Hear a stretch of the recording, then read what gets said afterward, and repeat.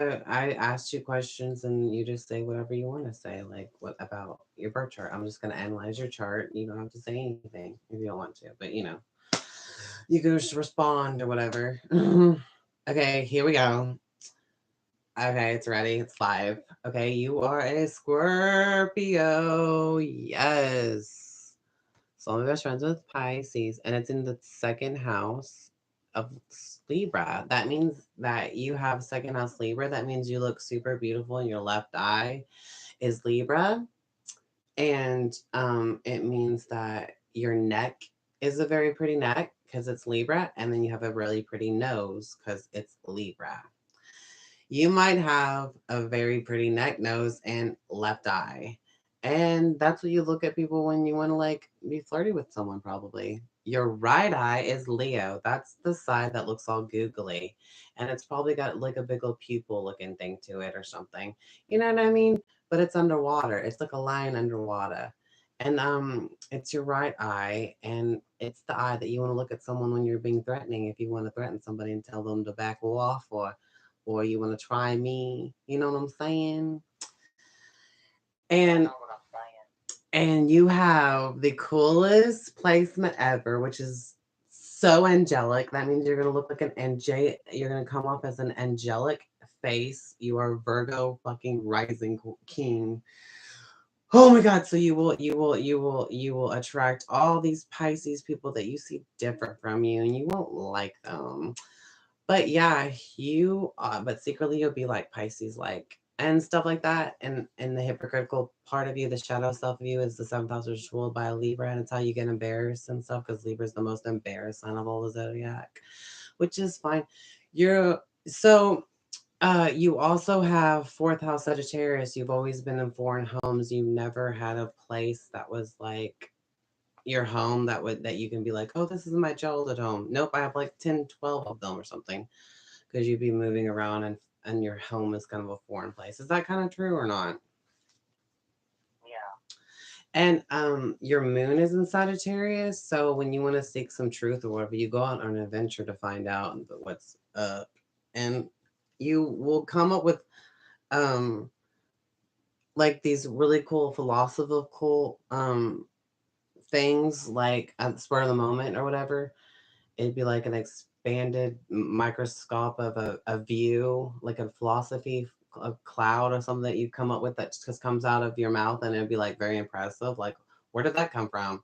And you'll just shoot out things like that. Having moon in Sagittarius, and you have third house Scorpio, which means if anyone passes away, you will get inheritance, or your siblings will still get inheritance from you, kind of stuff. That is true because Scorpio rules government properties and stuff like that. Who's Andy? I have number you can call my son's daughter. Oh, I know all their birth charts times. We could do that. We could do that thoroughly. Okay. Okay. Anyways, your Mercury's in Scorpio, so you're gonna think and communicate like a Scorpio. And then your third house is in Scorpio. Same thing. Your lips are Scorpio, and your hands are Scorpio, and your lungs are Scorpio. You know what I'm saying? Yes. And that's how Yeah. you wake up. You wake up a Scorpio, and you are a Scorpio. So having third house Scorpio, you'll be proud of the way you communicate because it's in the sun ego of you, and you will be ready to perform when you wake up. And it will be in a scorpion expression though, and you'll write deep stuff, which you were a writer, which you would be a really good writer. You're probably a grammar snob because you're a Virgo rising. We like to say that about Virgo risings because they are grammar snobs. They're the best writers that everybody can have. And you have fifth house Capricorn. You might have something wrong with your heart. And also, you would feel weird about playing, and you rather walk than play, kind of thing. Feel like and it kind of crumbles the ego too to make it humble. So there you go. Your moon is in the 1B house, the fourth house, which is your mom was mothering and nourishing to you though, but she traveled you around a lot. Is that true that you were moved around a lot or what? Yes. Really? But your mom's still mothered and nursed you in that realm of traveling. Does that make sense?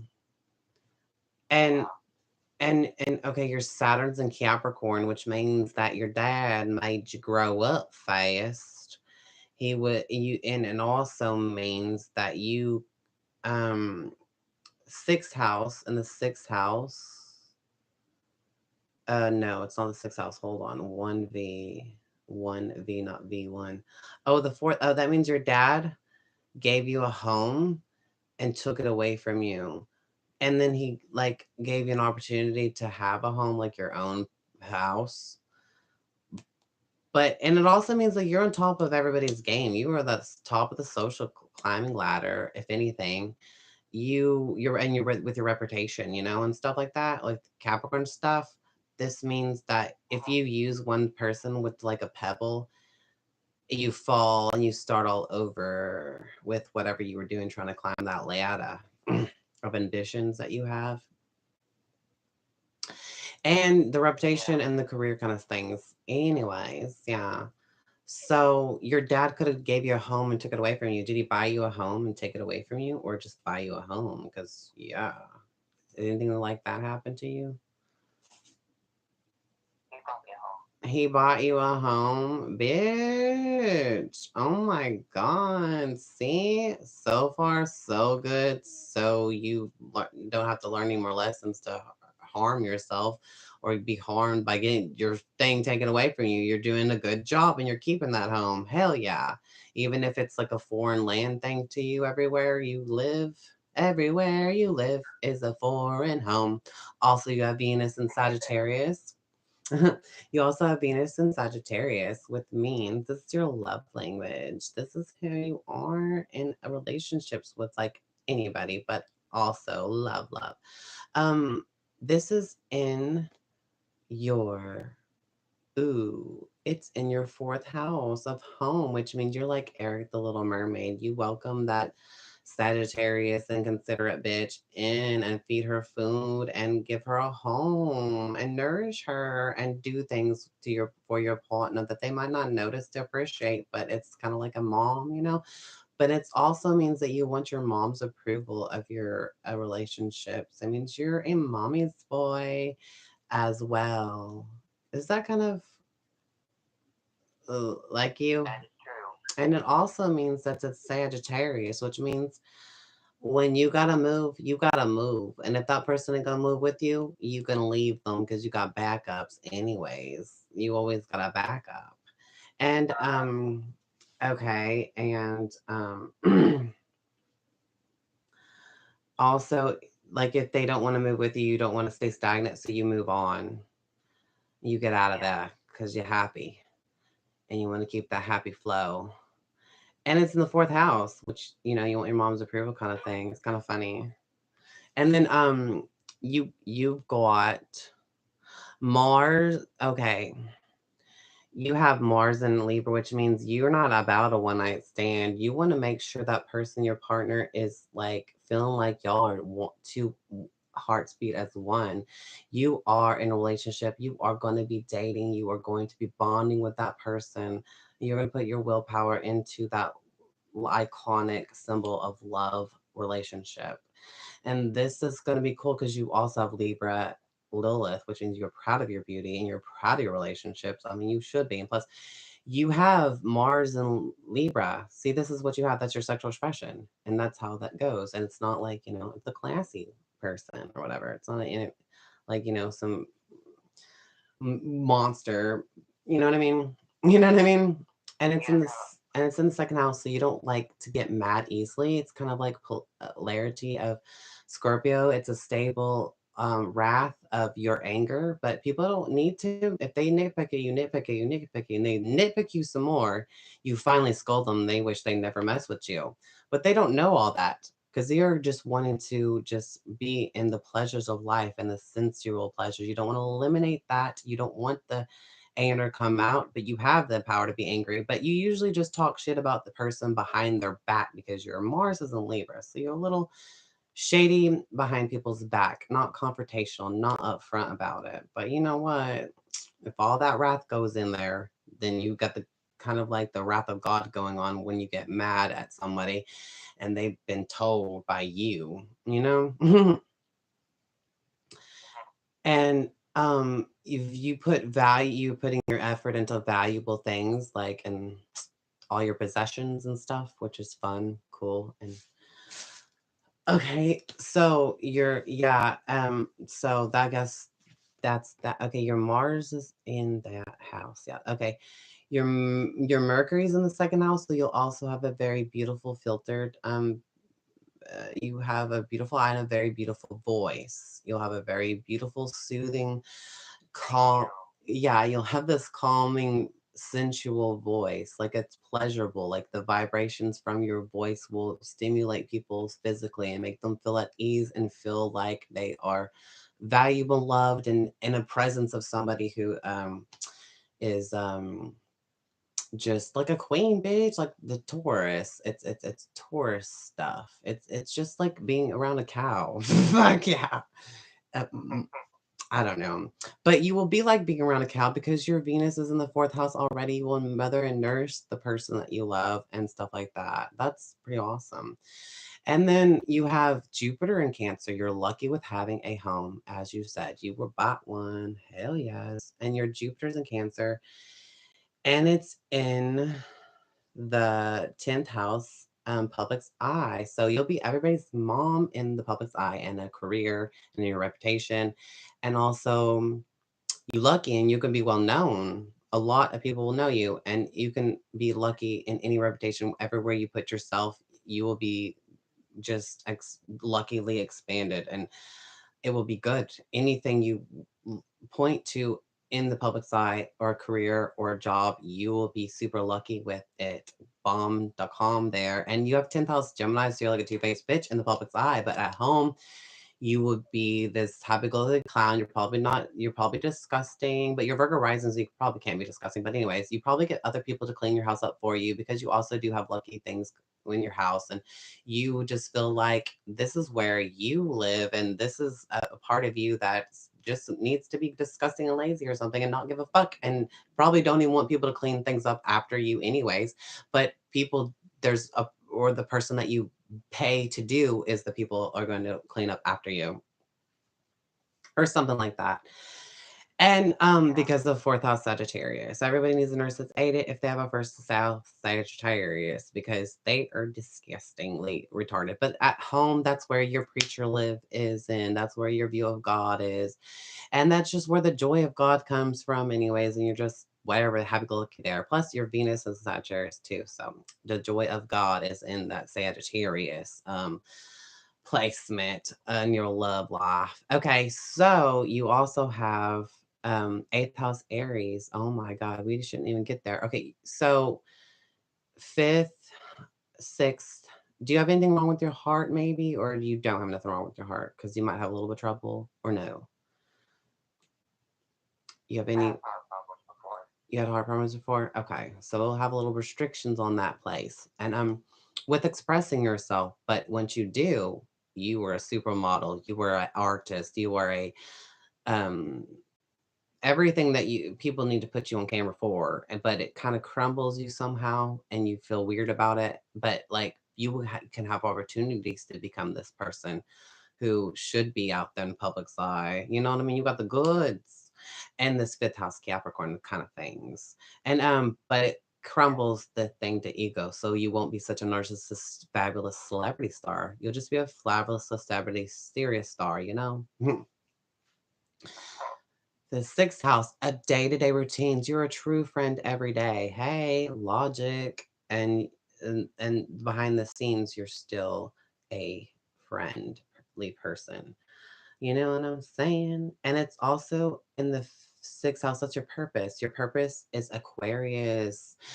You already learned how to be a Leo. You already know, got all this under intention. You already express yourself. You teach that to the world. You get the spotlight and teach that to the world. And then you take from the world and gain for the world is Aquarius. You came here to be the out underdog. You came to be the weirdo outcast, but you're not, you know what I mean? But like you came here to discover knowledge and your ego as well. But ego is a joke, but it's something that is a good tool that you came here to gain. You lack in a way, but you already learned the Leo, Martial way. You know what I mean? But now it's time for you to gain the Aquarius way. And astrology is part of your purpose as well. Anything to do with that is picking up part of your purpose, period. And it's in the sixth house of health.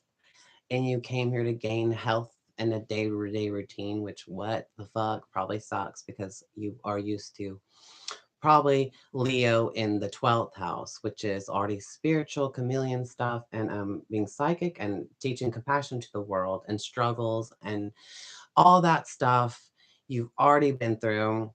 And now you're coming back to the perfection, to perfect your world, to be you know, the sixth house of hell is, but it's your purpose to come here to be perfect. And an angelic person as you are, as your Virgo rising is king, fuck yes. And then you have 11th house Cancer. Oh, you're like, in your relationships, you are like a mom to everybody in your friendly place, like social media or Facebook or like just your friendly circle or something. Is that an intimate person, emotionally, like and then like you have uh you have Pluto and Scorpio, and it's in the third house of neighbors and siblings. Do you have any siblings or anything like that? They inherited any money from anyone and stole from you or whatever, or like, and sexual secrets with neighbors, sexual murders with neighbors, and transformation with neighbors and siblings, something like that, but who knows? And also, this is how you isolate yourself around your neighbors, I guess, or like in the communities where you want you put yourself away and you chill where your break is. You go to a community that you might have or a secret community, whatever. Does that make sense? I mean, is that relates to you or what? Oh, I can barely explain it very well. Uranus, your Neptune, your Saturn, no, is all in the freaking fourth house of home. So you'll have an unusual home and you'll have psychic stuff happen at your home. That's weird, but it's normal for you. And ooh, and that's awesome. You'll be more psychic at home and shit. Yes. In the comfort zone. And then like they probably make you do drugs or something because of the home. Is Neptune rules drugs, Neptune rules cameras, Neptune is the psychic abilities that we have and stuff in the freaking home in the fourth house. um I don't know, you might have to take medicine or something, I don't know.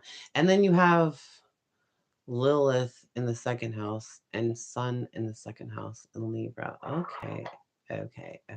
Libra is like, fuck you, Adam. Cut your freaking rib cage out and go suck yourself, bitch, because I'm not gonna do it no more. I'm a Lilith and I'm a rebelling and I'm gonna do my own thing and I'm being my own person. I'll be controlled by your bastardness and everyone's trying to control you. Wherever you get controlled and you rebel, your personality comes out as Libra. It's not confrontational, it's kind of fake, it's kind of pretty, it's kind of just like you are proud of your relationships and you're proud of your beauty and everyone's mad about it, period. And that's that. And it's in your second house of petty money. You are petty with your money kind of stuff. And you might lie about your money to somebody else or something and pretend that they stole something from you or something like that. Or like you act in a way that causes you know what I mean? How you accidentally say something you don't want to, but it has something to do with like your financial security or something. I don't know. Does that make sense? Mm. It does. Do you relate to that sort of, or you had that happen to you, or no? Your crown is in Cancer. You got a mother, you nourish yourself, but also your Ceres is in Cancer, which means you're healing and mothering and nourishing other people. People come to you for a home. They want to feel adopted, and you adopt them with your vibes and your power of mothering, emotional intimacy. And you're healing like if you touch someone there with they will feel the pheromones of your hand, and it will feel so nourishing, and it'll highlight people's emotions. You heal people's emotions, inner self, you mother them, you know what I mean? It's an intimacy that you heal people with. You know what I'm saying? People come to you for this, and that's how you want to mother and nourish other people, when your intentions on healing someone else. And also you heal yourself the same way. You know what I mean? Emotionally. So you're sitting up there with the calm energies and all that. Well, and you have Palace and Pisces. Me too. That means we love Barbies and action figures and stuff like that, period. Yeah. And right? You like Barbies and action figures and stuff? Yeah. Hell yeah. Fuck yeah. We like Barbies. We're the coolest. And you just recently got a Munster Barbies. That is so cool, right? Right? Yeah, that's awesome. And then, Yeah, it is. And also your creative products has to do with spiritual things and psychic things, if anything, and compassionate things and loving things, chameleon things. And that's really cool. We could share that creative project stuff together. That is so amazing. We both have Palace and Pisces. Okay, you have Juno and Libra. So do I. You're like the classic Libra in a relationship and a marriage and stuff. And it's like to the T what a relationship should look like. And it's all glamorous and shiny and all that good stuff. And equal and fair, and in discord, we provide justice, and we become like, like someone, I don't know, but that's a good placement to have. It's very charming. It's all about feeling like the vibe of marriage. It's just wonderful. And then your Vista is in Capricorn. Um yeah, so you're lucky with the reputation, you're lucky with the public's eye, you're lucky with, you have the gift of being on camera. Is You should be on camera. And then okay, your fortune is in Leo. You get all this under attention, you be gaining some more things. That is, you're a national treasure, and your South Node is in Leo. You already know what it's like to be a celebrity. You teach that to the world, how to be a celebrity. Hello, and how to be cool is what you came here to gain in your purpose. Period. Angelic Virgo rising face, moon in Sagittarius, Scorpio. I love your voice, Dashton. You're a good singer. You're a good singer, I bet. You should sing. Anyways, that's cool. That's your chart, most of it. And your eighth house of death is in Aries, which means you might die of some brain problem, or head-on collision, or spending too much money too fast. And if someone gave you some money, you might be spending their money too fast too. And that's how that explain it, like lights on fire and then burns out. And your money from other people is transformed into something like that. You know what I'm saying? And then you act like, I oh, know what I'm saying. is that kind of like happened to you with money? It kind of comes and goes in a flash because of the way you spend it Oh, without yeah. thinking. And I understand. And it's just other people's money too that is given to you is spent pretty fast too. Is that true too? Oh, yeah. In the heat of the moment and the heat of that. Also, this is a sexual place, and expression is Aries. Got a quickies kind of stuff, whatever. But it's the fire, it's the flame burn, and you have Mars and Libra, which is a polarity, an opposition, opposite, and in the second house. Those are very sensual places in that field and all that stuff. And you might have a really pretty neck and a pretty little nose, and just like you look like a Scorpio, anyways, probably, and a Virgo rising angelic face, and like you probably are endowed because your Mars is in Libra, and Libras and Capricorns mostly are, but whatever. And you also have Venus in Sagittarius, where that's where your joyful beauty is, and just be proud of it because it's Lilith and Libra. Hello. You're proper and all this stuff. You know what I mean? And like you're Libra. Just yes. Great. And your Jupiter's in the 10th house. Hell yes. Makes everyone popular. You luck with any career that you choose. You're the bomb.com. Period. Wow. This is awesome. You got a good chart. That's amazing. I did not know what I was going to be looking into. Holy frockamole Yeah, cake. no. All the Pisces people are going to love you. All the people you attract is all these miserable people, and you're like nothing like them because you're already perfect. I don't know. And you're probably on time for everything or something. I don't know. You're just a good boy. Good boy. Good. I am a good boy. Exactly. This is a good person's chart. Hell yes. This is amazing. Being everyone's friend in the sixth house every day too. Oh my gosh, just all of it. And you're a communicator and you have information. And you know, it's just awesome. And that's the story of That's Gloria Flow. Let's do stuff real quick. Okay. Toodles. Okay, that was that. Um, so you probably do look like this in your chart, like an angelic face. And one is your eyeballs more pupilly bigger than the other, like the right eye.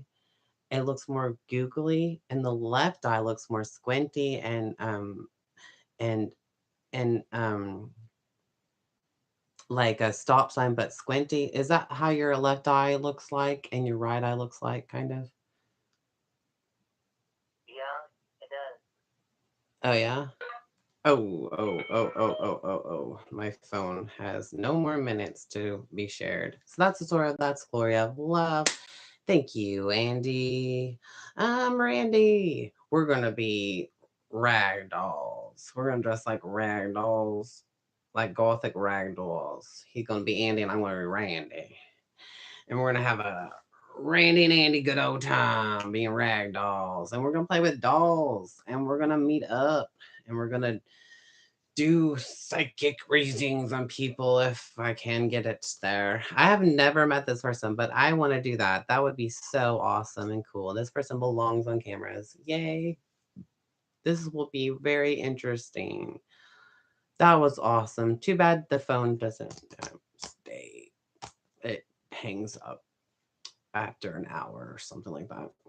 Or after like 15 minutes or something, it hangs up.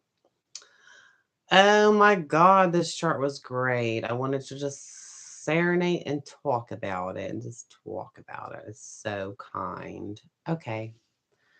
La dee dee dee dee dee dee dee dee dee dee dee dee dee dee dee dee. Thank you. Love it. Love it. Love it.